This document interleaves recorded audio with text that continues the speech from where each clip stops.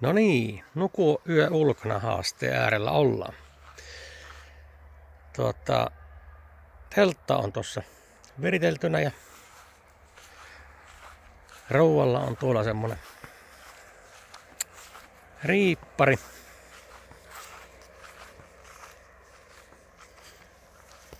Varmaan ihan hyvät yöunet saa tuollakin. Takapihalla ollaan. Onko teillä kellään tullut tämmöstä eteen tämmösen telta kanssa, kun virittelet tämän hienosti. Tää on tosi jämäkästi. Ja menee puoli tuntia, niin tämä lörpsähtää koko ripstoppi-teltta ihan. Et sitä saa olla kirimässä koko ajan.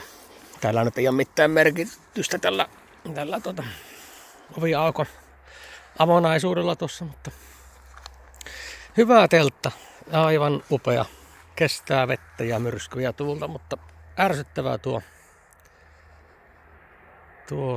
todellakin tuo venyminen tuossa kankaassa. Sitten kun siihen yökosteus tulee, niin sehän sitten iskee tuonne sisätelttaan ja se ei ole kovin kaukana tosta irti tuosta ulkoteltasta. Mutta hyvät tilat täällä on näin ja tässä olisi tarkoitus ensi yö koisia. Savotan militaripussi, Expedi vähän yli liioiteltu R-arvolla 5 oleva Synmati. Expedin tulee nyt sieltä. Dura.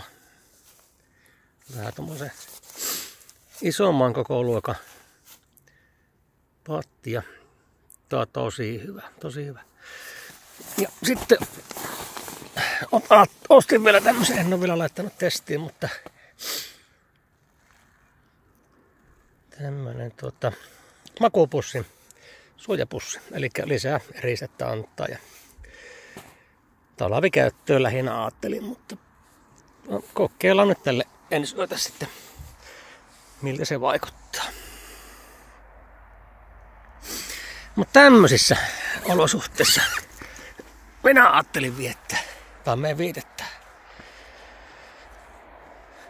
ensi yön haaste, nuku yö ulkona.